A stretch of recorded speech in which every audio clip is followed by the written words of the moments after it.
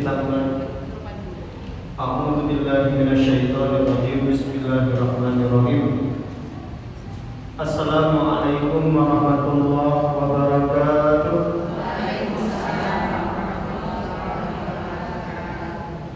Alhamdulillah. Alhamdulillahilladzi hadana li hadza wa ma kunna linahtadiya laula an hadana Allah. Asyhadu an la ilaha illallah wahdahu la syarika lah wa asyhadu anna sayyidana Muhammadan abduhu wa rasuluh. Allahumma shalli ala sayyidina Muhammad wa ala alihi wa ashabihi wa man tabi'ahum ila yaumil qiyamah. Rabbi shrah li sadri wa yassir li amri wahlul 'uqdatam min lisani yafqahu qawli. Allahumma faqihna fid din wa 'allimna at-ta'wil ya mu'allim Sulaiman 'allimna wa ya mufassir Ibrahim faqihna amma ba'd. Ibu-ibu jamaah, para orang tua kami yang hadir, macam mana kabar, sehat? Alhamdulillah. Semoga kita semua dijaga sama Allah. Amin. Yang sakit Allah sembuhkan, yang punya masalah cepat selesai, yang ada duit diberi duit ya Allah, yang belum berangkat haji umroh mudah-mudahan bisa dipanggil ke Baitullah. Amin ya rabbal alamin.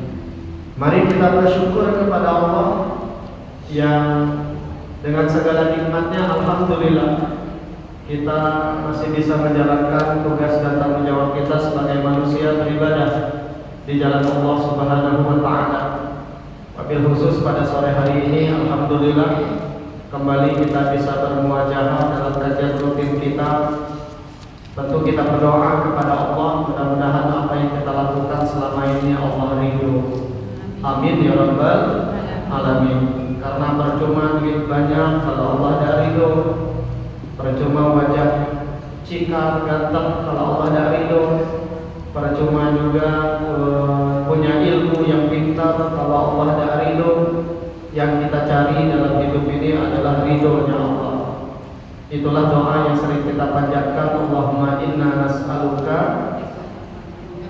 ridho wal jannah. Ya Allah, kami mengharapkan ridho dan surga-Mu. Wa na'udzubika min sakhatika wan nar. Dan kami berlindung kepadamu ya Allah dari murka dan neraka.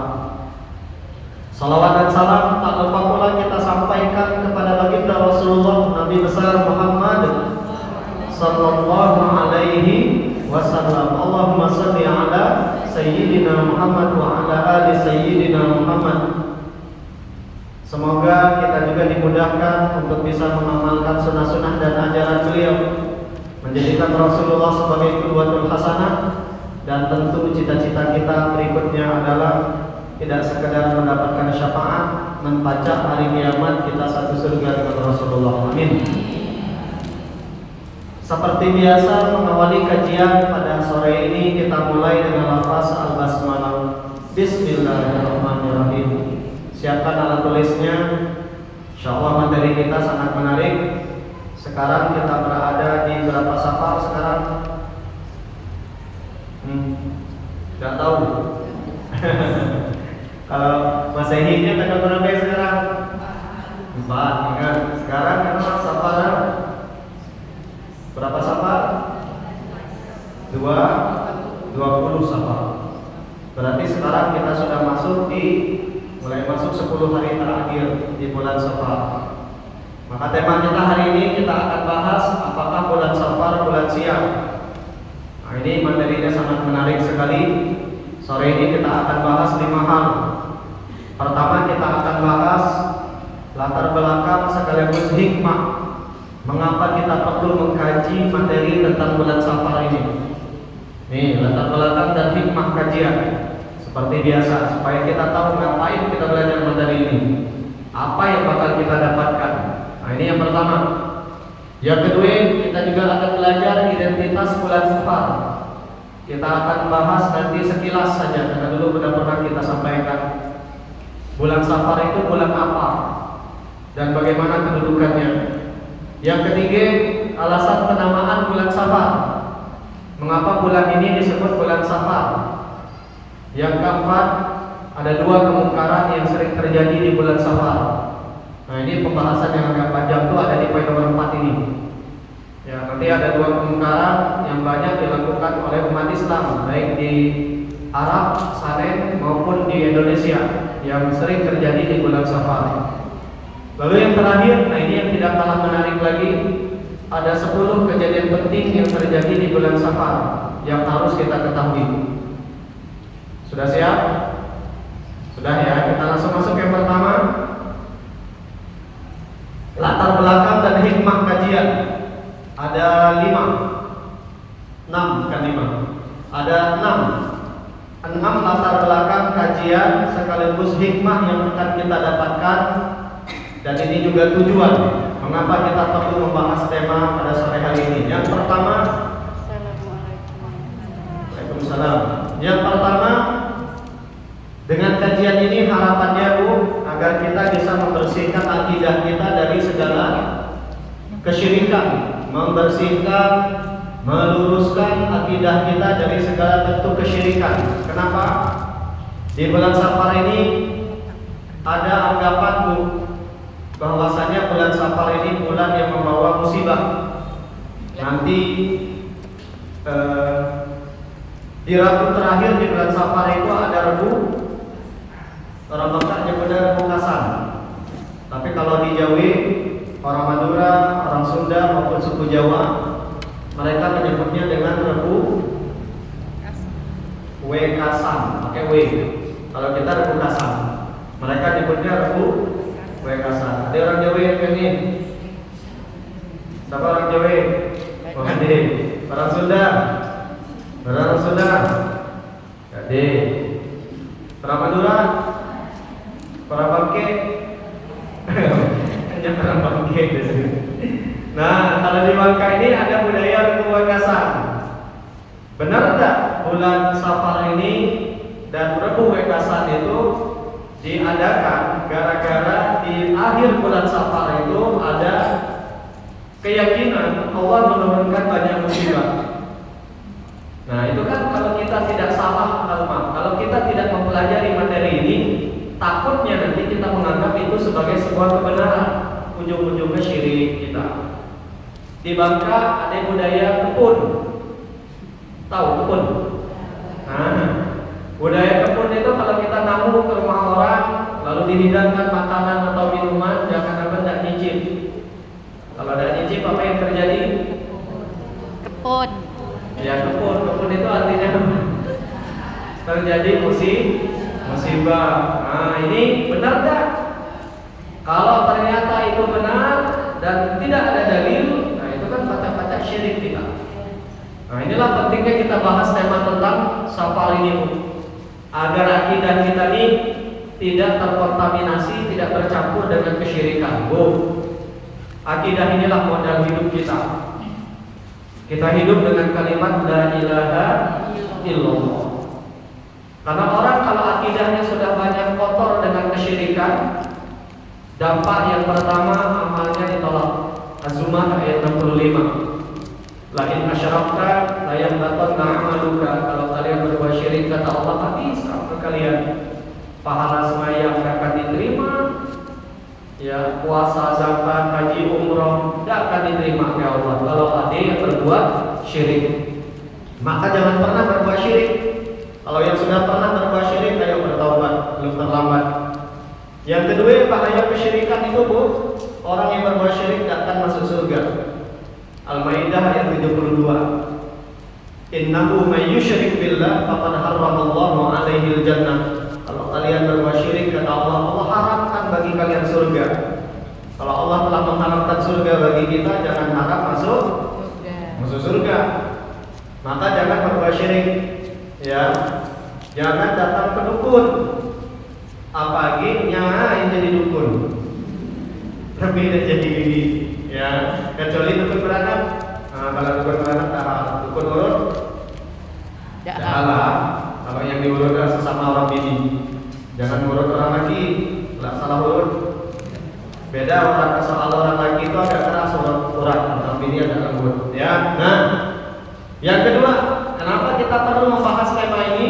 Untuk menghilangkan keyakinan tatayyur. Tatayyur itu dari kalimat tayrun. Tayrun itu bahasa Arabnya kalau diterjemahkan burung. Tayrun, burung. Wa arsala alaihim tayran ababil, burung ababil. Tayrun, tatayyur itu dari kata-kata tayrun.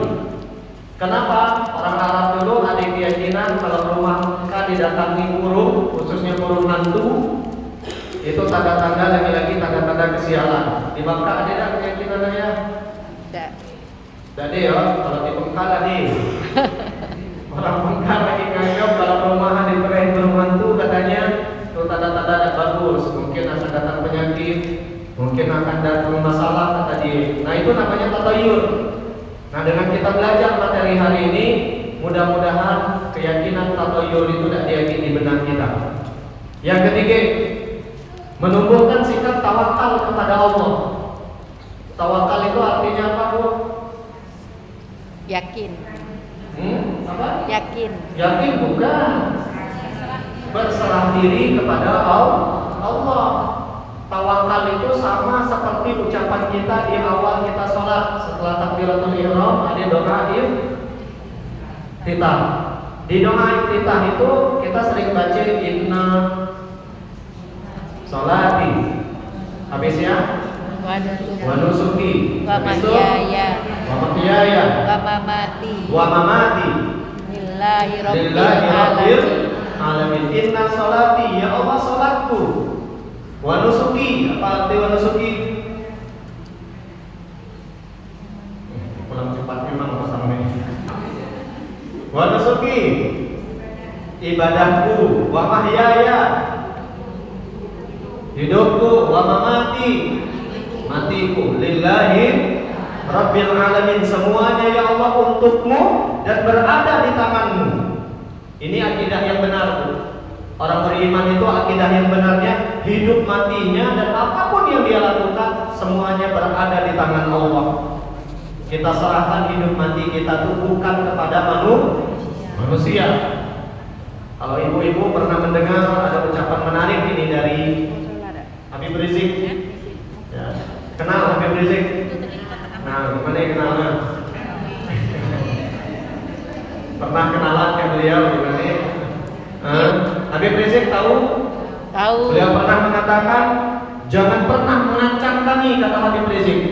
Kenapa? Semua rasa takut kami sudah kami serahkan kepada Allah, tidak tersisa lagi kepada manusia seperti kalian. Nah itu orang yang sudah tawakalnya level tinggi itu. Kita macam dia ada. Kalau ibu seorang di rumah, ratang beruntung, takut tak beda. Tidak, karena ada bunyi tikus ya, bukan jin. Nah, jadi orang kalau sudah bertawakal kepada Allah pun, dia tidak tersisa lagi pengharapan kepada manusia. Kalau hati kita sudah tawakal kepada Allah, tidak ada lagi berharap penilaian manusia. Dek, sama lagi orang. Orang mau memuji silakan, nak menghina, mencaci maki, dek sama lagi. Nah inilah pentingnya tawakal. Harapan kita itu sudah bergantung kepada Allah. Yang ketiga, yang keempat, kenapa kita perlu belajar tema ini? Untuk menguatkan keimanan terhadap takdir Allah. Bu, Ya. kebaikan itu bukan apa yang kita yakini. Kebaikan hidup kita itu patokannya apa yang Allah takdirkan, walaupun kita tidak suka. Ada yang suka dikasih penyakit? Enggak, tapi bisa jadi menurut Allah kalian lebih baik, kita lebih baik dikasih penyakit. Mungkin Allah kasih kita penyakit karena Allah ingin mengampunkan dosa kita. Karena ada beberapa dosa yang tidak bisa diampunkan lewat taubat, lewat istighfar, matrik, izin tas matrik. Ya, ini musola, ini Oasis sama musola. Berarti digabung 2 kali kamu masuk. Satu untuk operasional, satu untuk musola. Di mutar pertama, di mutar kedua itu 2 kali. Tidak, tuh dua-dua langsung. Dua kok tuh tak. Sampai mana tadi? Bu, kebaikan itu bukan apa yang kita yakini. Bukan apa yang kita mau, kebaikan sesungguhnya apa yang Allah takdirkan buat kita. Contoh lagi, mungkin ada di antara kita yang pernah gagal berumah tangga. Pernah. Ya. Ada yang pernah gagal berumah tangga? Ada. Gak ada tuh. Gak ada orang yang nikah mau pisah, gak ada. Tidak. Tapi siapa yang bisa menolak takdir Allah? Betul, betul. Gak ada. Kadang kita sebagai istri nak bertahan, laki kulinya ada kayak gini. Atau sebaliknya, kadang kami orang laki nak bertahan, bini kulinya ada kayak kami. Tidak ada orang menikah mau pisah. Tapi bisa jadi Allah takdirkan perceraian. Mungkin kalau dilanjutkan pernikahan tadi akan banyak kedoliman. Orang yang belum pernah cerai biasanya nggak akan tahu. Makanya dulu pernah saya sampaikan, jangan memandang sebelah mata mereka yang gagal berumah tangga. Karena setiap kita yang pernah menikah, yang sudah menikah, selalu ada kemungkinan itu gagal atau berhasil rumah tangganya. Dan bercerai, saya dulu pernah bahas, itu bukan aib. Kalau cerai itu aib, tidak mungkin ada surah At-Tolak.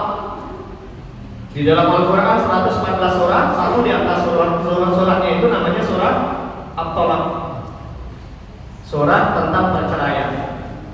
Ya, Ibu izin Bu, maju lagi Bu, maju lagi Bu, maju lagi Bu, sini. Maju Ustaz. Izin Bu, maaf Bu, ya, yang tanya ada hal. Ayo maju lagi, izin, makasih Bu. Ya, biar nanti teman-teman yang datang telat bisa duduk di belakang. Maju. Alhamdulillah. Ya, terima kasih. Ya, terima kasih sekali lagi. Mudah-mudahan berkah hidup kita. Amin ya Rabb. Ya, oke, lanjut. Yang kelima, kenapa kita perlu membahas tema tentang bulan Safar ini? Menghidupkan sunnah Nabi dan menghindari perkara-perkara bid'ah. Kenapa? Di bulan Safar ini banyak muncul perkara bid'ah. Di antaranya tradisi rebus kasam tadi itu. Pagi tadi saya di kantor di Kawasan Gunggam berkisah. Oke, kawan-kawan di sana, Ustaz, kata salah satu teman saya. Di kampung kami Ustaz, di rebus terakhir bulan Safar itu, ba'da Isya, selesai azan Isya, nah nanti selesai sembahyang Isya, kami azan lagi, kata dia. Apa yang azan, kata dia? Untuk menghindari balak, kata dia. Azan lagi. Terus habis itu kami tahlilan. Nah ini contoh nih, kira-kira benar tak dari Nabi? Tidak. Di sebuah kampung di daerah mana ya? Kerawang. Ada kan tradisi-tradisi macam ya. Nah, makanya ini kira-kira benar tak? Nah, makanya jangan sampai kita salah menyikapi ini ya. Terakhir, kenapa kita perlu membahas tema tentang bulan Safar, menjadikan setiap bulan itu kesempatan beramal. Karena bulan Safar ini dia tidak sama seperti bulan lain. Kalau bulan Muharram dia ada amalan khusus yang dianjurkan.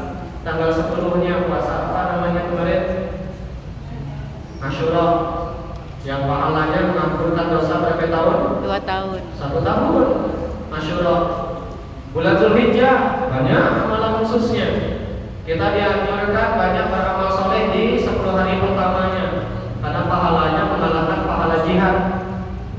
Bagi yang kurban dianjurkan amalannya tidak potong kuku, tidak potong rambut. Tanggal 9-nya ada puasa bulan Zulhijjah. Tanggal 9 ada puasa apa? Arafah, ampunin dosa 2 tahun. Dianjurkan kurban, dianjurkan haji. Nah itu ada amalan khusus. Tapi bulan Safar dan dia amalan khusus.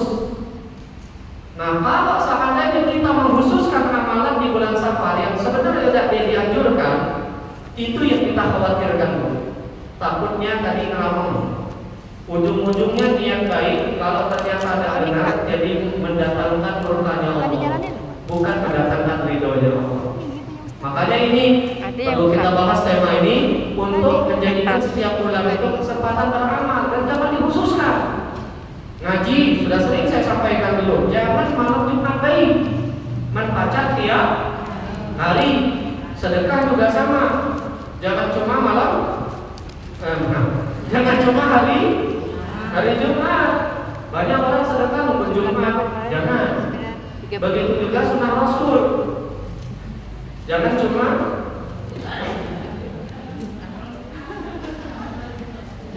malam Jumat.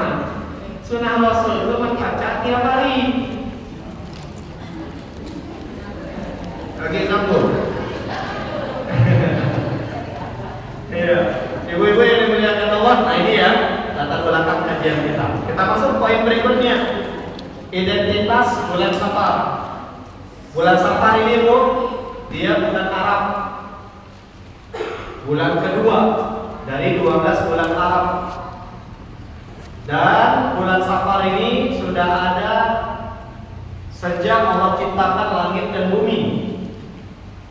Ini kalender Arab itu adalah kalender yang paling tua. Ya kalau ada yang nanya, Ustaz, kalender yang paling tua itu kalender apa? Kalender apa Bu? Kalender Arab, bukan kalender Masehi. Mana dalilnya? Atau mana ayat 36? Nah, ini dia dalilnya. Inna iddatash syuhuri indallahi 12 syahra. Bilangan bulan di sisi Allah itu kata Allah ada 12 bulan. Fi kitabillah itu sudah tercatat di Lauhil Mahfuz. Yauma khalaqas samawati wal ardh, sejak Allah ciptakan langit dan bumi. Bayangkan. Sejak Allah ciptakan langit dan bumi sudah ada kalender Arab yang 12 itu. Muharram, Safar, Rabiul Awwal, Rabiul Akhir, Jumadil Awwal, Jumadil Akhir, Rajab, Sya'ban, Ramadan, Syawal.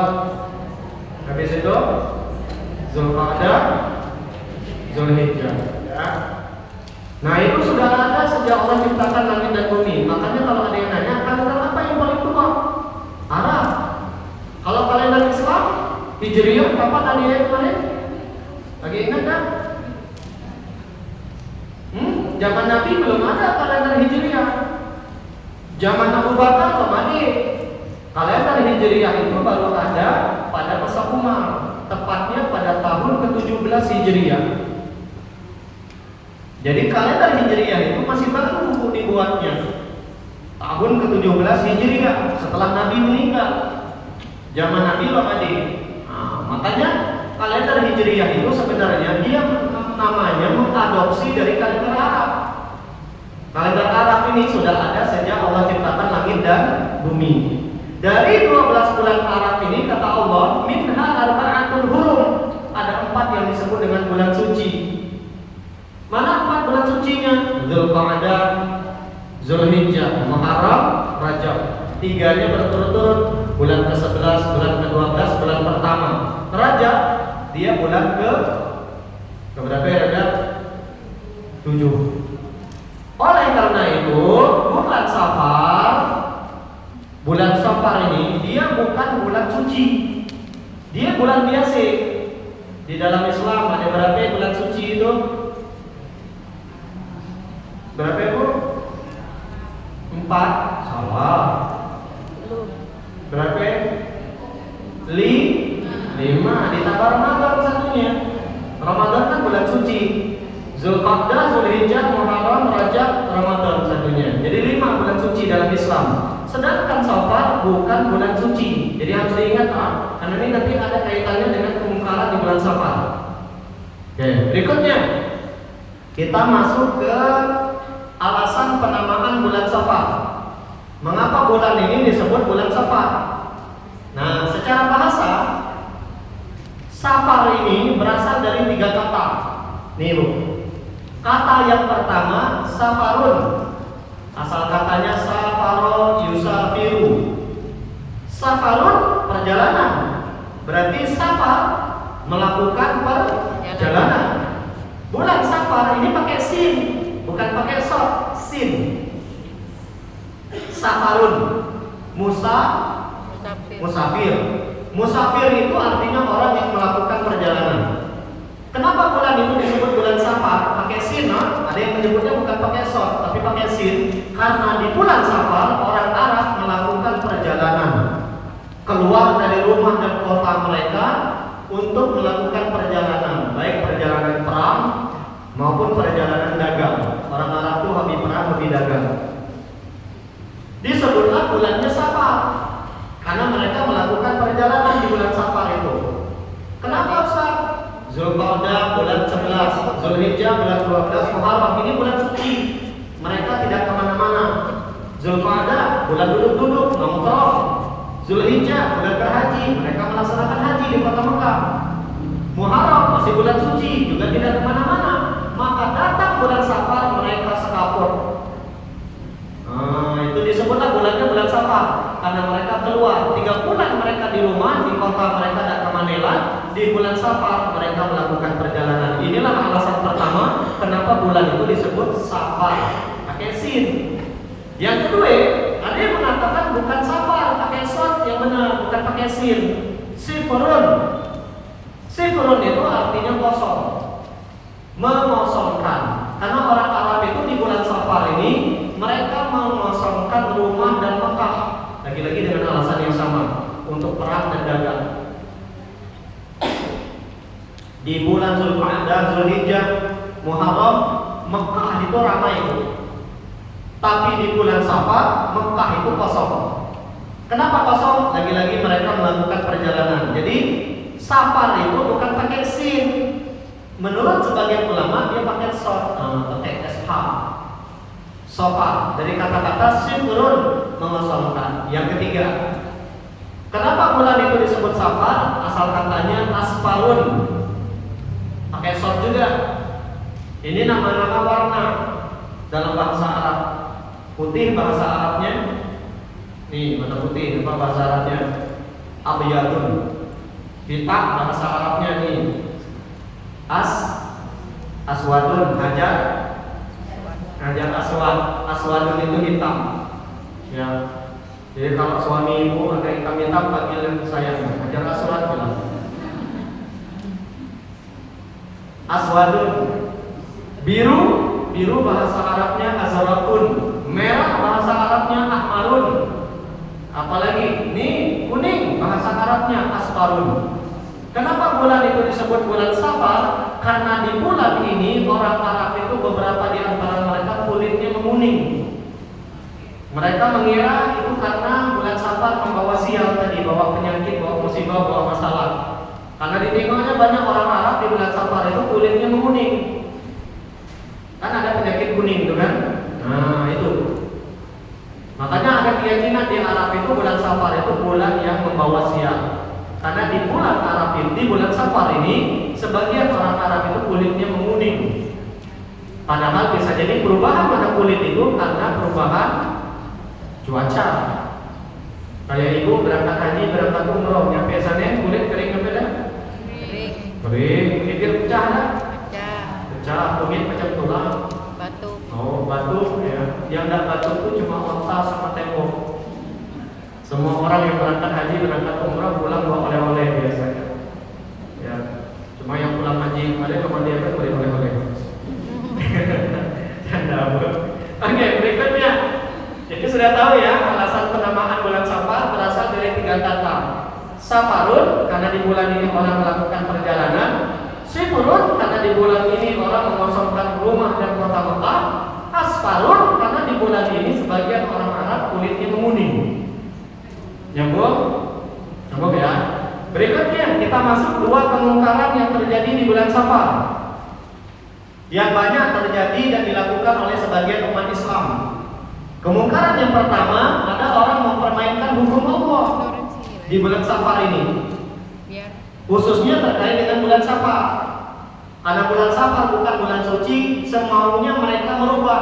Kadang mereka menganggap Muharram bulan suci, tapi berikutnya kadang mereka anggap yang disebut bulan suci itu bukan Muharram, Safarnya. Begitu seterusnya, semaunya mereka. Mereka merubah hukum Allah sesuai dengan hawa nafsu mereka, orang Arab. Ya. Yang kedua, kemungkaran yang banyak terjadi di bulan Safar ini, menganggap bulan Safar ini bulan sial. Orang Arab di bulan Safar itu mereka tidak menikah.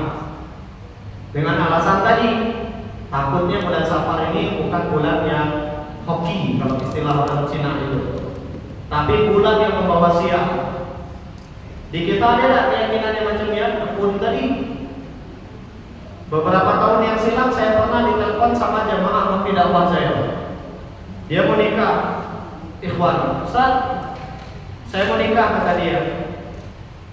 Cuma Ustaz kata dia, keluarga calon saya tidak mau menikahnya di hari Sabtu akadnya. Kenapa kata saya? Menurut keluarga mereka hari Sabtu itu hari yang membawa sial kata mereka. Jadi orang yang nikah hari Sabtu itu kata mereka nggak bagus. Nah itu. Nah ini kan contoh nih, masih ada anggapan-anggapan yang macamnya. Nah ini kemungkaran yang kedua. Oke, kita bahas yang pertama. Mempermainkan hukum Allah. Ini materi yang sangat penting Ibu. Dalam bahasa agamanya disebut al-istihza bidinillah, mempermainkan hukum Allah. Contoh, meremehkan, mengolok-olok, menjadikan syariat Islam sebagai bahan permainan, atau memanipulasi hukum Allah demi kepentingan hawa nafsu. Istihza bidinillah, mempermainkan hukum Allah. Nih tadi dalilnya atau ayat 37-nya.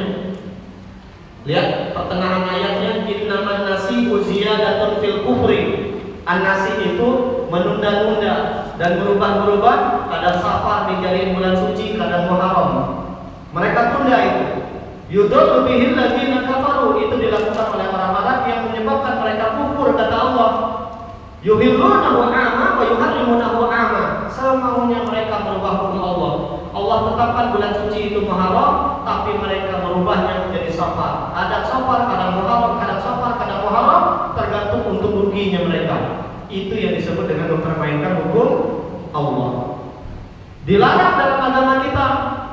Al-Baqarah ayat 231. Ini ayat, Bu. Ini ayat berbicara tentang talak.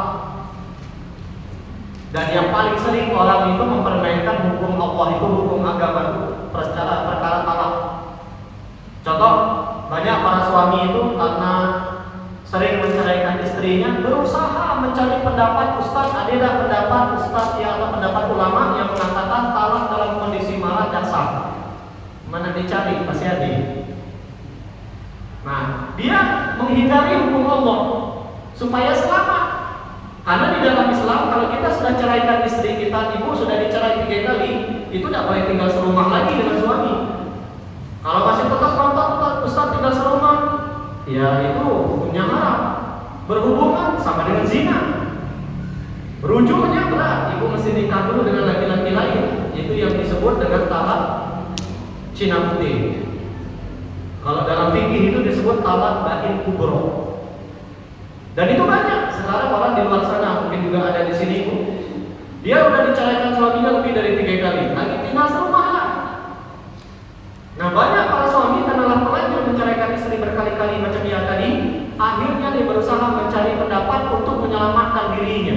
Itu yang disebut dengan mempermainkan hukum Allah. Tidak boleh.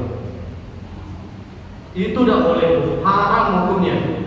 Maka Allah mengatakan wala tattakhidhu ayatillahi huzwa. Kita baca dulu dari atas.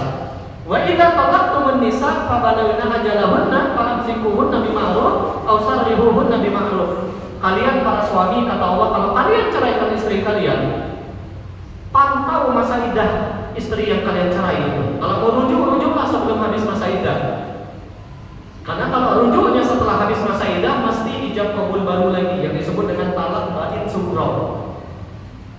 Ya kalau ibu dicerai suami, masa iddahnya sudah habis, ibu dicerai hari ini, sudah lewat dari 3 kali haid, masuk haid keempat baru rujuk, apalagi lama tahun-tahun baru rujuk lagi, tidak pacak rujuk langsung tinggal serumah. Ijab kabul baru lagi, mahar baru lagi, wali lagi, saksi 2 orang lagi. Kalau langsung tinggal serumah, rujuk tidak sah. Kalau rujuk tidak sah, rentetan hukum berikutnya juga tidak sah, berjimahnya juga tidak sah. Nah makanya Allah berpesan kepada para suami, kalau kalian ceraikan istri kalian, pantau masa iddahnya. Mau rujuklah sebelum habis masa iddah. Kalau masih normal haidnya 3 kali suci atau 3 kali haid. Kalau diceraikan dalam kondisi hamil, masa iddahnya sampai melahirkan. Ya kalau diceraikan hamilnya baru seminggu, 2 minggu, sebulan, 2 bulan. Bayangkan kalau 9 bulan dicerai suami. Besok keluar bayinya, habis masa iddahnya. Kalau ditinggal mati berapa masa iddahnya? Arba'ata ashhur wa ashra, 4 bulan 10 hari. 130 hari. Jadi kalau ibu suatu saat meninggal suami ibu, maka tidak boleh langsung nikah. Nunggu dulu 4 bulan 10 hari. 4 kali 3 kan 120, ditambah 10 hari, berarti 130 hari. Dan selama masa iddah tadi meninggal suami, jangan TP-TP, mulai sibuk nyari berondong pula, banyak-banyak tinggal di rumah. Nah, kemudian Allah mengatakan setelah pantau masa iddah istri kalian yang kalian ceraikan tadi, kalau seandainya ada kebaikan rujuk, tapi kalaupun tidak, pisahlah dengan cara yang baik. Ya, fa'am sikuhun Nabi ma'ruf, merujuk dengan cara yang baik. Kalaupun mau pisah, pisahlah dengan cara yang baik. Masih ingat dulu kita memulai pernikahan dengan baik-baik, membaca pisah pun baik. Cuma ini langka, jarang ada yang baca macamnya. Biasanya berkelahi. Wala tumsikuhunna diraran lita'tadu. Jangan kalian sakiti istri kalian, kata Allah setelah kalian ceraikan. Anak ikut istri, anak-anak tak suah dinafkahi, itu zalim kata Allah. Wa may yaf'al dzalika faqad dzalama nafsah. Kalau ada mantan suami tidak menafkahi anak kandungnya yang dibawa oleh mantan istrinya, zalim, berdosa dia. Istri yang bawa anak suami pun tidak boleh menceritakan aib mantan suami ke anak-anaknya. Ibu tidak boleh. Jadi kalau ibu misalkan pisah dengan mantan suami, kalau anak-anak ikut ibu, jangan ibu ceritakan aib mantan suami ibu. Kalau ibu kisah, jangan kayak batikanya. Ibu mengajarkan yang tak bagus. Ya, biarkan anak kita berbakti dan jangan halangi mantan suami ibu menunaikan tanggung jawab dia sebagai ayah. Mereka mau ketemu silakan. Wong dia anak dia, bukan anak orang. Anak kandung dia, dia dapat duit, alhamdulillah. Jangan dihalangi. Ya, selesaikan baik-baik. Diam.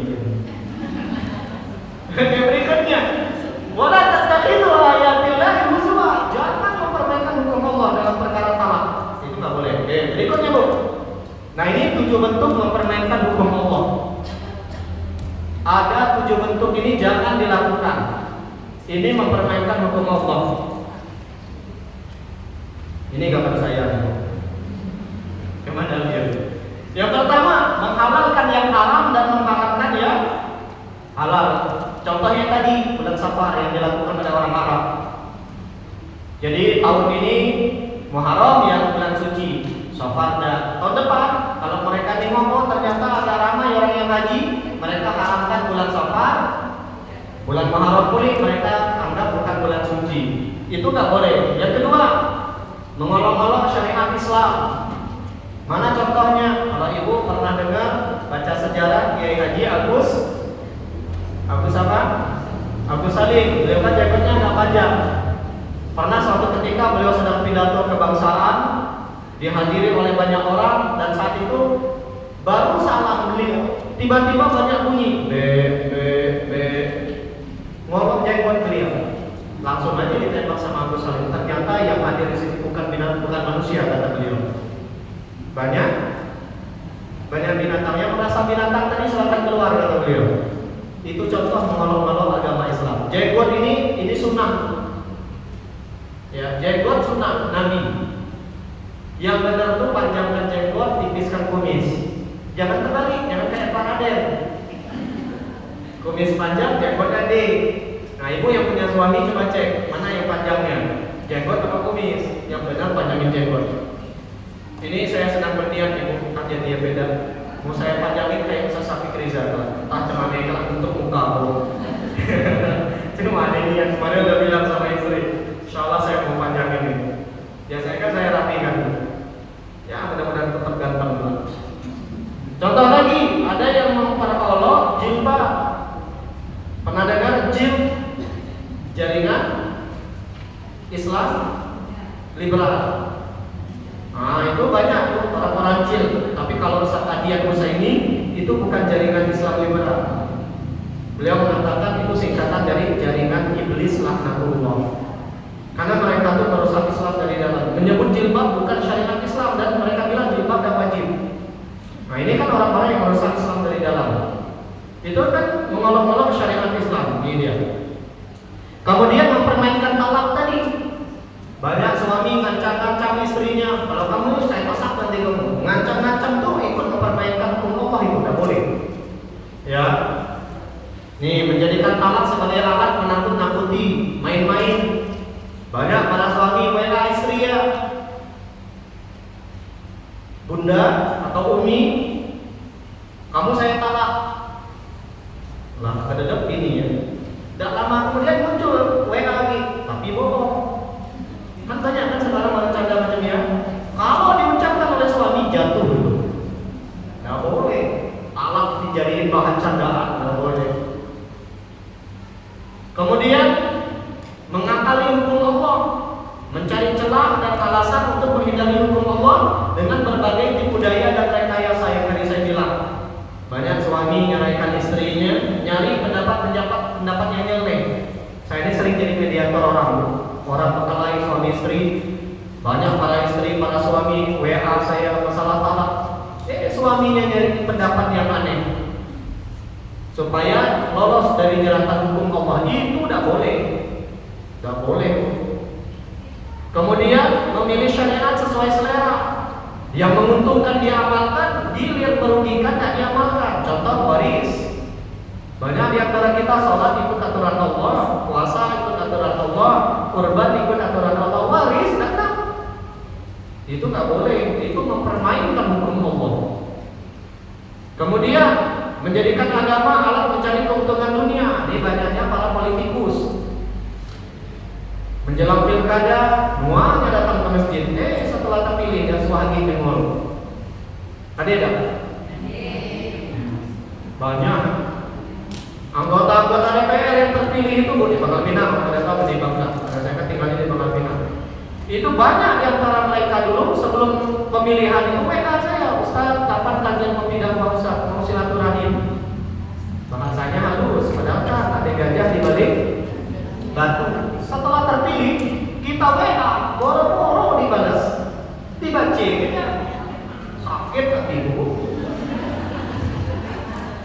Kalau betul enggak tuh milih lagi ini di Pangkal Pinang. Udah tahu di sini ada macam-macam. Di Pangkal Pinang dulu Bu, ada calon wali kota. Di mana saya ngajar sebelum pilwako, muka. Saya ngajar di Semabung, jadi mau subuh-subuh padahal. Saya ngajar di Gabek, ada ceramah apa waktu itu adiknya. Sampai-sampai PD dia bilang, Ustaz, saya ini udah pindah ke Bangka dan ke Bekal. Karena insya Allah saya menang, Ustaz, kata dia. Untungnya kalah.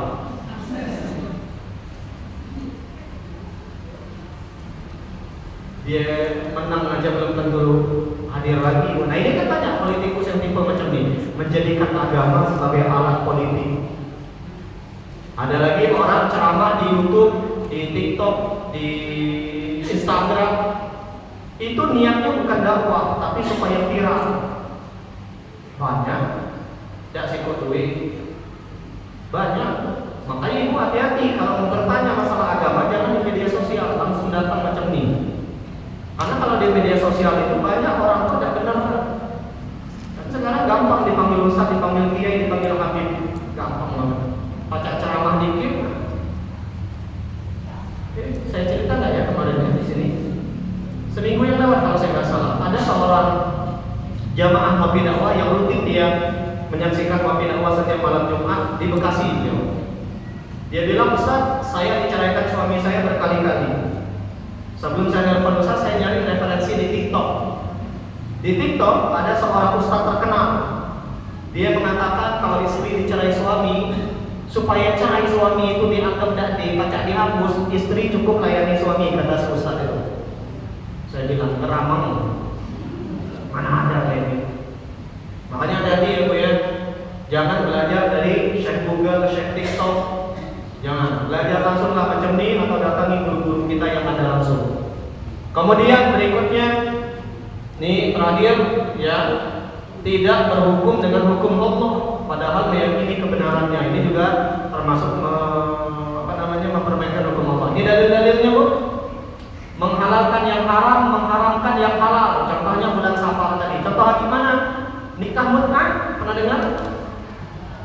kawin kontrak.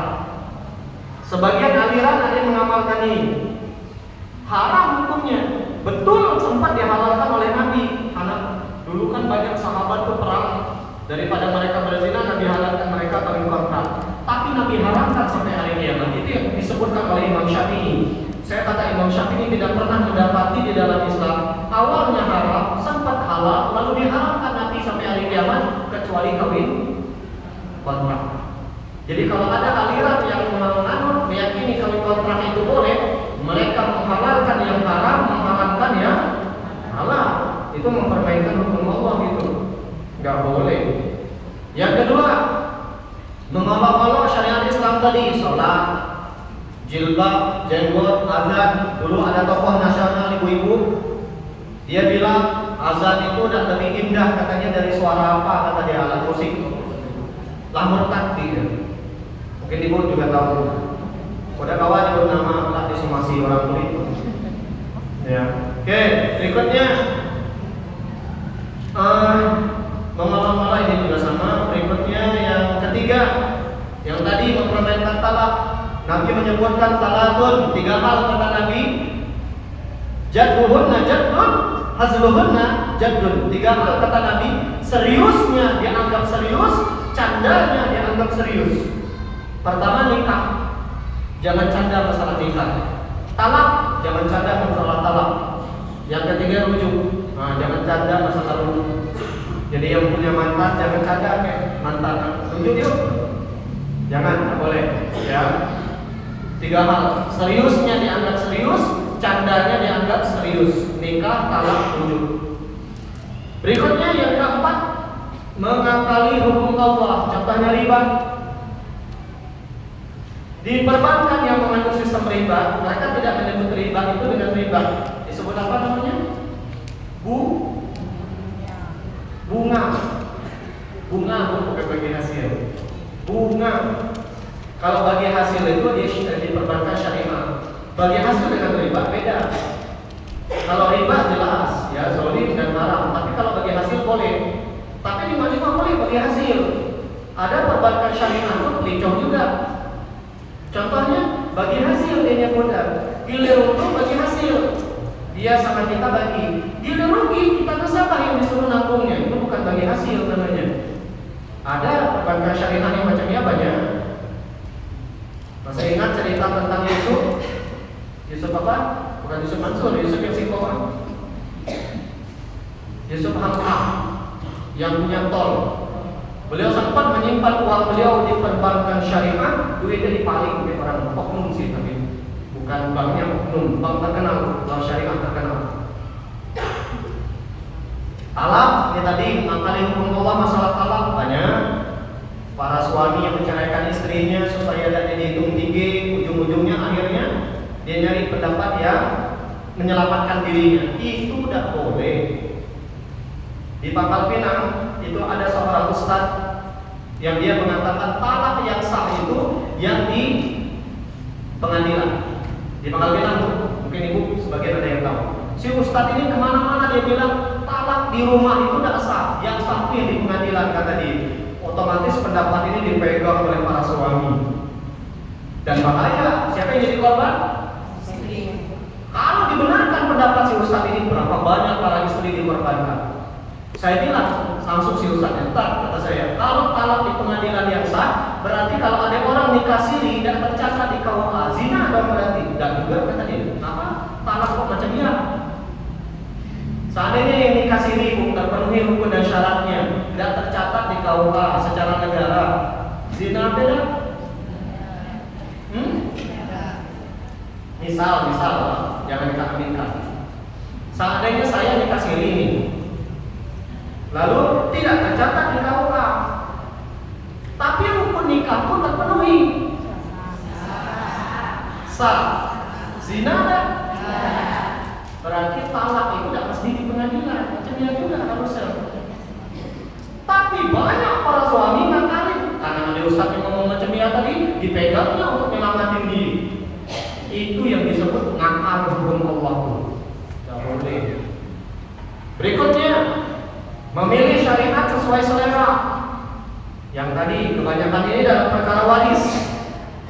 Saya sering bagi waris orang. Nah, orang biasanya udah usah bagi cara Islam dah. Yang penting kita sepakat. Kita pakai cara kita bilang. Kalau kami baca kali duit ke Ustaz, kata dia, nyambung saya pulang. Ustaz aja disogok, apalagi yang bukan Ustaz.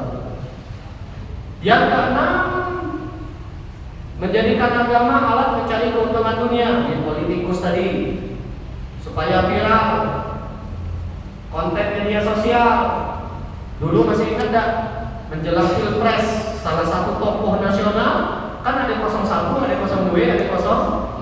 Katanya banyak orang saking mau milih 02 atau 03, sangat tahiyatnya ditunjuk macam ni. Kata dia tahun. Tapi karena kebetulan yang bersangkutan orang besar, pejabat, ya lewat deh. Tapi kalau yang melakukan kita cepat orang nangkap betul. Makanya benar kata Nabi, di akhir zaman hukum itu persis kayak pisau, tajam ke bawah, kempul ke atas. Yang korupsi apa? Timah 271 triliun. Berapa hukumannya kemarin? Laki Sandra Dewi ya 6 tahun kira. Yang paling ayam kemarin meninggal. Itu miris kita lihat hukum di Indonesia ini. Ya. Saya teringat salah satu pesan guru saya, jangan kalian menjadikan anak kalian 3 profesi: polisi, hakim, jaksa. Karena ini kalau dia nggak punya iman yang kuat, kemungkinan dia akan mempermainkan hukum 3: polisi, jaksa, hakim. Ya. Kalaupun mau jadi anak, ya suruhnya jadi ustadz bilang.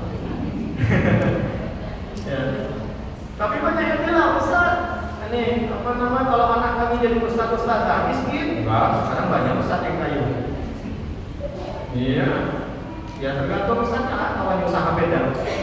Menurut saya mana sih ya, miskin aja. Oke, terakhir, tidak berhukum dengan hukum Allah. Berikutnya Bu, yang kita lewatkan, menganggap bulan Safar bulan sial, ini kemungkaran yang kedua. Nah ini ada yang agak mirip Bu dengan kemungkaran yang kedua ini. Ya, pertama tadi kan bulan Safar, keyakinan orang Arab jahiliyah bahwasanya bulan Safar ini bulan sial, mereka tidak menikah dan tidak melakukan perbuatan baik di bulan Safar. Yang kedua, Rebu Wekasan. Kalau orang Bangka nyebutnya Rebu Kasar. Nah ini dia. Budaya Jawa, Sunda, Madura. Ada keyakinan di bulan Safar, di Rabu terakhir. Rabu ini belum, besok. Rabu terakhir nanti tanggal berapa atau 20 berapa. Di Rabu terakhir bulan Safar, tanggal 28 Safar kalau saya tidak salah, itu ada keyakinan Allah menurunkan 320.000 bala di Rabu terakhir di bulan Safar. Ini Imam Ad-Dairabi punya kitab judulnya Mujarrabat Ad-Dairabi. Dan ini yang diyakini di Indonesia, sudah menjadi budaya. Dan banyak melakukan perkara yang dari dasar tadi. Ba'da Isya ada ngelangir, kan ada kan? Nah yang tipe-tipe macam itulah. Budaya Bangka nih tepun. Saya pernah tuh ke Penagat, nemui sepupu saya waktu baru pulang dari Mesir. Maghrib, karena lah menjelang malam, pulanglah saya sama sepupu yang lain saat itu. Kata sepupu yang di Penagat itu, ayo di palet. Tahu palet? Nah, dicuek dikit lah maksudnya. Ngapain kata kok? Mendapat pun telah tadi yang tadi dapat musibah. Saya tetap nggak mau karena saya kan tahu ilmunya. Nyampe ke Mendung, alhamdulillah sampai saat ini aman-aman wae. Berarti kan budaya kebun itu kan udah ya, syirik lah sebenarnya. Tapi kita harus nuzul. Mungkin orang tua kita zaman dulu kenapa disuruh kita nyicipin, menghargai orang yang, nah, tapi caranya yang salah. Sama seperti dulu ada larangan menjahit malam hari, benar kan? Nah, jadi katanya nanti kalau jahit malam hari datang apa? Pokok kata dia, padahal kan jangan apa deh. Kalau jahit malam takut kesusuk ya. Nah, kurang lebih macam biasa saya nuzul kita. Burung hantu juga sama keyakinan orang Arab, jika rumah disinggahi burung hantu maka dianggap tanda-tanda kesialan. Dan yang paling sering itu nih, Tahu sejarah kenapa angka 13 dianggap angka sial? Karena di keyakinan orang-orang barat, angka sempurna itu angka 12. Kalau pas 13 berarti melampaui kesempurnaan. Contoh, dalam setahun ada berapa bulan? 12 bulan. Zodiak 12 bintang. Siang 12 jam, malam 12 jam. Nabi Yakub punya 12 anak, termasuk Yusuf dan Benyamin. Nabi Isa itu ada keyakinan di Kristen Barat itu melakukan jamuan terakhir itu muridnya ada 12. Datang murid yang ke-13 namanya Yudas Iskariot, yang dia yang akhirnya mencelakakan Nabi Isa. Makanya angka 13 itu sering dianggap angka sial. Kalau ibu pergi ke hotel biasanya nanti yang ke-13. Kalau orang main bar, main futsal, orang tidak bawa, takut pakai baju 13. Yang sering jadi korban itu biasanya kami usaha-usaha gitu.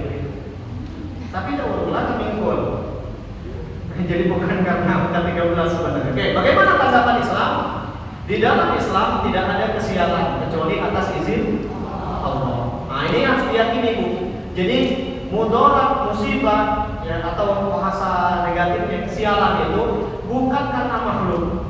Tapi kalaupun itu terjadi atas izin Allah. Ini dalilnya. Riwayat Bukhari dan Muslim, Rasulullah SAW bersabda, la adwa, tidak ada penyakit menular, wala tiarah, tidak ada kesialan, wala hamad, burung hantu yang tadi muncul dianggap sebagai tanda-tanda kesialan tadi, wala safara, dan tidak ada keburukan di bulan Safar, kata Nabi. Jadi anggapan-anggapan yang diyakini sebagai orang Arab itu tidak berdasar. Kita orang Islam jangan sampai ikutan. Istri pun tidak boleh ngomong, sial kau ini sejak kawin ke kali. Ada juga yang ngomong ke anaknya, sejak tak lahir sama hidup kau ini. Jangan. Kesialan kita bukan karena makhluk, bukan karena waktu, bukan karena manusia, bukan karena makhluk-makhluk yang lain. Tapi kalaupun harus terjadi sudah seizin Allah. Ya. At-Taghabun ayat 11, ma asaba min musibatin illa bi'idznillah. Tidak satu musibah apapun yang terjadi dalam hidup kita ini kecuali sudah seizin Allah. Musibah apapun, bukan karena makhluk, bukan karena si A, bukan karena si B, tapi sudah seizin Allah. Wa may yu'min billahi yahdi qalbah. Kalau kalian beriman kepada Allah, Allah akan berikan hidayah. Jadi musibah itu bukan karena makhluk. Berimanlah kita dengan Allah supaya kita diberikan hidayah. Wallahu bikulli syai'in alim. Allah Maha mengetahui atas segala sesuatu. Pun di ayat yang lain, Quran surah Al-Hadid ayat 22, ma asaba min musibatin fil ardi wala fi anfusikum illa fi kitabin min qabli an nabra'aha. Tidak satu musibah apapun di muka bumi dan pada diri kalian kecuali sudah tercatat di Lauhil Mahfuz. Ada yang mungkin menikah pada Allah gagal, itu sudah tercatat. Ada yang mungkin usahanya gagal, itu sudah tercatat. Ada yang mungkin Allah titipin penyakit, itu sudah tercatat di Lauhil Mahfuz. Semuanya terjadi bukan karena makhluk, tapi sudah terjadi karena takdir dari Allah. Mungkin ada yang maaf gagal, nggak apa-apa, ya. Kemudian berikutnya, nah ini ada yang menarik nih, pesan Nabi kepada Abdullah bin Abbas. Nabi bersabda kepada Abdullah bin Abbas sepupunya, ya gulam ini u'allimuka kalimat, ini ajarkan ke anak kita di bawah sebut kalimatnya. Nah, kata Nabi, aku ajarkan kamu beberapa ilmu. Ihfazillah yahfazka. Jaga Allah, Allah akan menjagamu. Maksudnya jaga hak-hak Allah, Allah akan menjaga hidup kita. Ihfazillah tajidhu tujahaka. Jaga Allah, Allah akan berada kemanapun engkau berada. Idza sa'alta fas'alillah. Nah, kalau minta sama Allah. Ini tauhidnya luar biasa. Nah, sama anak kita ajarkan, nah kalau minta duit minta dulu sama Allah. Nanti mungkin Allah kasihnya lewat bank, lewat bank, lewat net, lewat atau anak kita ngajarnya. Ngasih duit ke anak juga jangan bilang ini dari ayah, ini dari emak, jangan macam ya. Ini dari Allah yang Allah titipkan lewat bank. Itu kalimatnya dirubah supaya masuk tauhidnya. Wa idza sta'anta fasta'in billah. Kalau minta tolong dulu sama Allah. Nanti Allah yang ngajarin atau Allah yang nentuin Allah nolongnya lewat siapa. Kemudian ini yang menarik. Wa'lam, ketahuilah kata Nabi, annal ummah law ijtama'at ala an yanfa'uka bi syai'in lam yanfa'uka illa bi syai'in qad katabahu Allahu laka. Seandainya kata Nabi, semua manusia sepakat menolong kamu, tapi hari itu Allah takdirkan kamu dapat musibah. Mau semua manusia nolong kamu, kalau memang sudah takdirnya, kamu tetap dapat. Pun sebaliknya, wa ini jutama'u ala ayadurruka bi syai'in lam yadurruka illa bi syai'in. Seandainya semua manusia, semua makhluk jin dan manusia sepakat mencelakakan kamu, kalau kata Allah tolong kamu. Nah, ini akidahnya luar biasa. Dan ini yang harus ada di benak kita. Jangan takut kepada makhluk. Semua terjadi atas izin Allah, ya. Rufi'atil aqlam, pena sudah diangkat. Wajib batis suhu, kertas sudah selesai ditulis. Maksudnya semua yang terjadi di muka bumi ini terjadi atas takdir Allah yang dituliskan di Lauhil Mahfuz, ya. Ayat jodoh kita sudah tercatat di Lauhil Mahfuz. Siapa suami kita, berapa kali kita menikah, itu sudah tercatat semuanya. Anak kita, berapa anak kita, dan begitu seterusnya. At-tiyarah tidak ada dalam Islam, menganggap sesuatu sial itu dadi. Nah, ini ucapan dari Abdurrahman bin Ahmad bin Rajab al-Baghdadi ad-Dimashqi, atau yang dikenal dengan Imam Ibnu Rajab al-Hambali dalam kitabnya Lataiful Ma'arif. Dalil larangan tiyarah, ya, menganggap sesuatu itu sial. Ini dalilnya, kita masuk ke dalil hadis. Oh iya, menganggap sesuatu itu sial itu bagian dari hukum syirik atau hukumnya syirik. Menganggap bulan Safar bulan sial, menganggap kalau dari Malet tadi kebun itu syirik tuh. Syirik yang dilakukan. Man raddahu tiyarah an hajatihi faqad asyraka. Barang siapa menganggap sesuatu itu bakal terjadi kesialan, maka dia telah berbuat syirik. Nah, ini ucapan hadis Nabi. Laisa minna man tatayyara aw tatayyara lahu. Bukan umatku, kata Nabi, barang siapa menganggap sesuatu itu sial, bukan umatku. Aw takahuna aw takuhina lahu. Orang yang hobi berdukun, apalagi dia yang jadi dukun, bukan umatku, kata Nabi.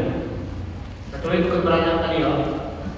Aw sahara aw suhira lahu. Orang yang menyihir orang lain atau minta orang lain disihir, bukan umat Nabi Muhammad.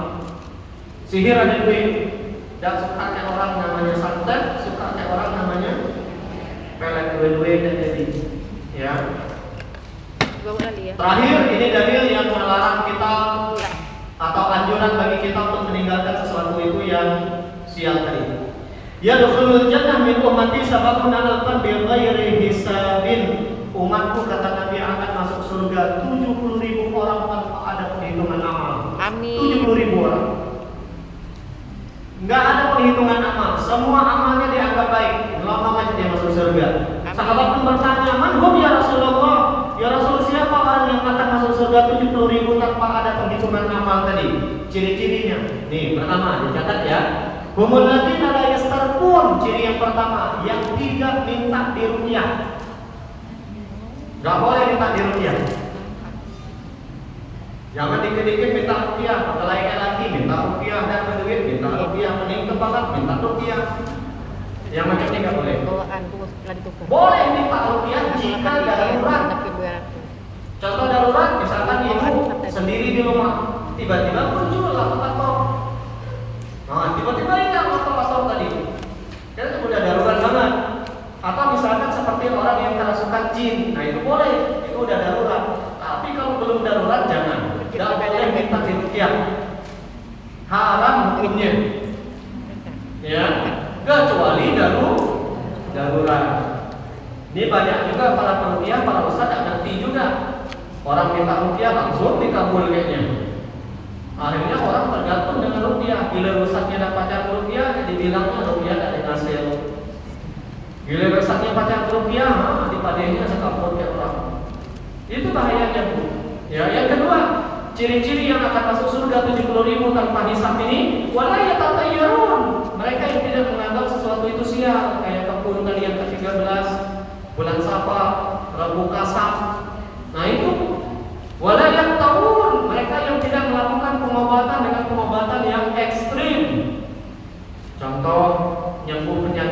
minum ular kobra misalkan, itu kan tidak boleh. Pengobatan menggunakan besi untuk menghentikan darah, nanti boleh lagi. Sekarang ada yang lebih mudah, pakai alkohol atau pakai apa alkohol. Wa ala rabbihim yatawakkalun, ciri yang keempat, mereka yang menyerahkan hidup matinya kepada Allah. Jadi 4 ciri orang yang masuk surga 70.000 tanpa hisab. Pertama, tidak gampang minta rupiah. Humul ladzina la yastarqun wa la yatatayyarun. Yang kedua, tidak menganggap sesuatu sial. Yang ketiga, wa la yaqtawun, tidak melakukan pengobatan yang ekstrim. Yang terakhir, wa ala rabbihim yatawakkalun, mereka yang bertawakal kepada Allah. Terakhir, sebagai penutup dari saya, 10 kejadian penting yang terjadi di bulan Safar. Pertama, Nabi menikah dengan Khadijah. Nah, ini menurut salah satu riwayat itu bukan terjadi di bulan Muharram, tapi terjadi di bulan Safar. Ini yang pertama. Yang kedua, hijrah Nabi dari Mekah ke Madinah. Setelah Nabi sembunyi 3 hari di Gua Tur, beliau berangkat menuju Madinahnya. Dari Gua Tur ke Madinahnya itu terjadi di bulan Safar. Tiba di kota Madinahnya itu di bulan Rabiul Awwal. Terjadinya perang Abwa. Perang Abwa ini perang pertama yang dilakukan Nabi, walaupun perangnya gagal. Lalu setelah perang Abwa ini muncul perang Badar. Kalau perang Badar terjadi, perang Abwa ini persiapan saja, dan Nabi terjun langsung tapi gagal, sesuatu dan lain hal. Peristiwa Ar-Raji tahun ketiga Hijriah, di bulan Safar beberapa sahabat Nabi diutus mengajarkan sekelompok suku, malah dibunuh sama mereka. Lebih besar lagi ada peristiwa Bi'rul Ma'unah. Bi'rul Ma'unah itu ada 70 sahabat yang ahli Al-Quran berdakwah atas permintaan suatu kaum di sebuah sumur namanya Ma'unah. Mereka dibunuh. Gara-gara terbunuh 70 sahabat inilah asbabul wurud adanya kunut nazilah. Pagi siang malam Nabi baca kunut nazilah. Itu sejarahnya, gara-gara 70 sahabat terbunuh, dikhianati Nabi oleh sekelompok orang Arab. Kunut nazilah. Dan kunut nazilah itu tidak mesti di salat wajib, bisa di salat sunnah. Apa Ustaz beda kunut nazilah dengan kunut subuh? Kunut subuh hanya mendoakan kebaikan bagi kita. Kunut nazilah tidak hanya mendoakan kebaikan bagi kita, tapi juga mendoakan keburukan bagi orang-orang yang jahat, orang-orang kafir khususnya. Sebulan Nabi baca kunut nazilah. Peristiwa Bi'ru Ma'unah atau bahasa singkatnya Bir Ma'unah. Kalau tempat miqat kita di Madinah namanya Bir Ali. Kalau yang haram diminum itu angker bir, beda lagi. Yang keenam, peristiwa penting yang terjadi di bulan Safar, perang Khaybar, perang yang mengusir Yahudi selamanya dari kota Madinah. Perang Khaybar. Nah, ini terjadi di bulan Safar, ya, tahun ke-7 Hijriah. Ada riwayat mengatakan Ali menikah dengan Fatimah di bulan Safar. Ali menikah dengan Fatimah di bulan Safar. Padahal Fatimah pernah dilamar Abu Bakar, yang imannya kalau mau ditimbang kata Nabi, iman Abu Bakar kalau ditimbang dengan iman manusia saat itu lebih berat imannya Abu Bakar. Tapi ditolak. Fatimah pernah dilamar oleh Umar yang dikenal tegas, ayah juga, ditolak. Bahkan Fatimah pernah dilamar oleh Utsman, ya jangan ditanya hartanya, ditolak. Kenapa Ali yang diterima? Ada yang tahu? Karena jodoh. Pertama, karena Ali wajah yang paling mirip dengan Rasulullah. Ali dan Nabi itu sepupu. Rasulullah ganteng, Ali ganteng. Yang kedua, secara karakter Ali yang paling mirip dengan Nabi, karena hidup di bawah pengasuhan Nabi sejak kecil. Makanya saya sering bilang buat para ayah, kalau kalian mau tahu anak kita itu sukses nggak kita sebagai ayah, lihat jodoh anak perempuan kita. Kalau anak perempuan kita nyari suami karakternya kayak kita para ayah, berarti kita sukses jadi ayah. Tapi kalau anak kita nggak mau punya suami kayak mbaknya, Gagal. itu saya sering bilang sama bapak-bapak. Barometer sukses sukses nggak kami sebagai seorang ayah? Anak perempuan, kalau dia pengen jodohnya kayak mbaknya, berarti dia mengidolakan bapaknya. Tapi kalau bapaknya garang, melasama, pelit mah, ya kan? Ibu punya suami kayak gitu kan? Ya, insya Allah enggak ya. Mudah-mudahan suami kita baik semuanya, amin. Kemudian Islamnya Amr bin As yang membawa Islam ke Mesir. Di bulan Safar, Rasulullah memilih Usamah bin Zaid untuk menjadi panglima perang. Umurnya masih belasan tahun. Disuruh mimpin pasukan di tahun ke-11. Di bulan Safar, tidak lama di bulan Rabiul Awal Nabi meninggal dunia. Nabi tidak sempat melihat Usamah bin Zaid meraih kemenangan melawan pasukan Romawi. Terakhir, ada riwayat yang mengatakan wafatnya Abu Bakar As-Siddiq itu di bulan Safar. Tapi ini riwayat yang lemah. Nah, ini yang bisa saya sampaikan sebagai penutup dari saya. Mudarat dan manfaat semuanya berasal dari Allah. Ini harus ada di benak kita ya Bu ya. Jangan sampai kita meyakini makhluk yang menyebabkan kita mendapat musibah, yang mendapatkan kita celaka. Tidak perlu kita menyalahkan siapapun. Semua sudah terjadi. Ya, kalau bahasa kita qadarullah. Apa yang sudah Allah takdirkan, insya Allah itu yang terbaik. Ada satu pertanyaan yang masuk ke saya dari salah satu jemaah, ya, terkait dengan bagaimana memperlakukan rambut perempuan. Jadi kalau perempuan yang punya rambut yang panjang, boleh nggak disambut? Boleh. Boleh, nggak masalah. Yang nggak boleh itu disanggul supaya menarik perhatian orang. Kalau disanggul karena memang dia panjang, nggak masalah. Ya tergantung nih. Ya. Sama kayak orang yang pakai kawat gigi. Boleh kan? Boleh. Orang pakai kawat gigi. Kemarin saya baca di media sosial itu. Untuk merapikan gigi, Enggak, pakai kawat gigi, boleh kan? Boleh. Tergantung niatnya. Ada orang giginya mana kayak gigi Eli Sugigi. Itu boleh dikawatin dan itu tidak merubah ciptaan Allah. Tapi kalau dia nggak ada masalah tiba-tiba pakai kawat gigi supaya dibilang bapak istri yang sukses itu kalau ada kawat gigi katanya. Nah itulah jadi ya. Jadi ini juga sama. Jadi ibu kalau rambutnya panjang disanggul karena memang panjang dan yang lain-lain untuk menggoda orang tak masalah. Yang kedua, bagaimana memperlakukan rambut yang dipotong? Tidak ada dalil khusus dari Nabi bagaimana memperlakukan rambut yang dipotong. Tapi yang paling dianjurkan adalah dikuburkan. Ya, jadi dikuburkan, kemudian kalaupun tidak bisa dikuburkan, ya masukin kantong tadi kan dikubur, bisa juga dibuang. Tapi buangnya nggak boleh sembarangan. Buangnya saat dianjurkan itu dibuang ke sungai supaya jatuh ke bawah. Jangan dibuang ke tempat sampah. Kalau diambil yang orang yang suka malah dijadikan bahan santet. Dan itu banyak ya.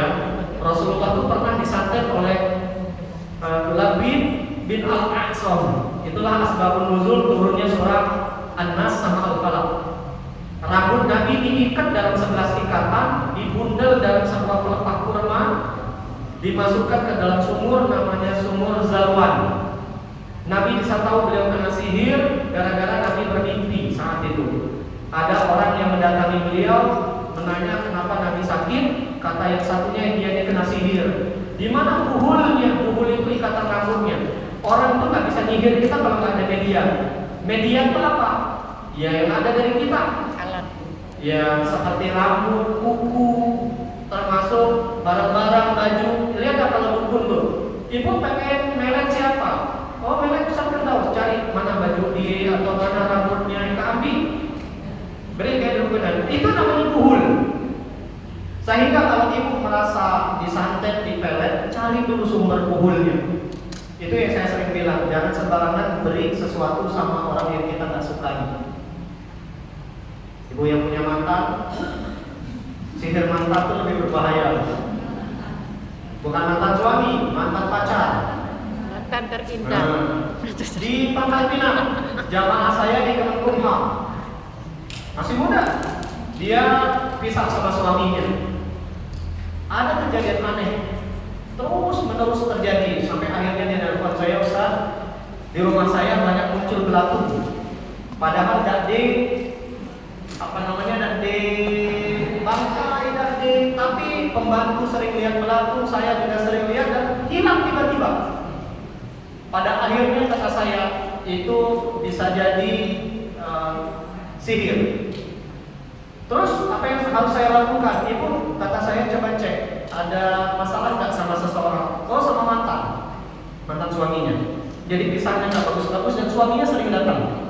Akhirnya kata saya coba ibu cari ada nggak di rumah ibu sesuatu yang aneh.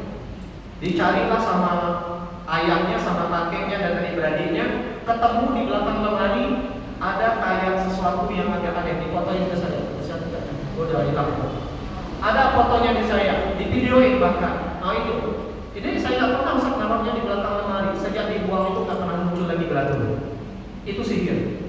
Nah makanya hati-hati yang potong rambut tadi, jangan dibuang sebasi, dianjurkan dikuburkan.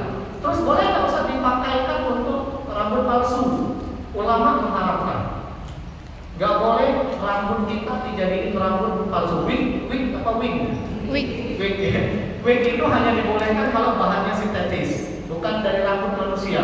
Itu ada hadis Nabi, la'anallahu wasilah wal mutawassilah.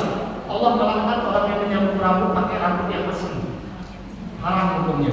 Termasuk yang pakai wig dari rambut yang asli, mayoritas ulama mengharamkan. Tapi kalau rambut palsu boleh. Tapi itu ya, yang rambutnya panjang, silakan dipotong rambutnya, disangkut tidak ada masalah. Tapi dengan niatnya bukan untuk menggoda orang. Kalau sudah dipotong dibuang saja atau dikuburkan lebih aman. Ya, jangan disimpan untuk kenang-kenangan, jangan bahaya. Itu yang bisa saya sampaikan. Sudah 5:30. Semoga ibu-ibu kita semua sehat walafiat. Ya berkah. Insyaallah pekan depan kita bahas tema baru. Kalau ada yang mengusulkan tema boleh nanti WA sama Mbak Lia atau WA saya. Saat saya mau bahas masalah apa, masalah talak lagi atau masalah apa silakan. Nanti kita bahas nanti insyaallah ya. Kita tutup dengan lafaz alhamdulillah. Alhamdulillahirabbil alamin. Doa kafaratul majelis. Subhanakallahumma wa bihamdika asyhadu an la ilaha illa anta astaghfiruka wa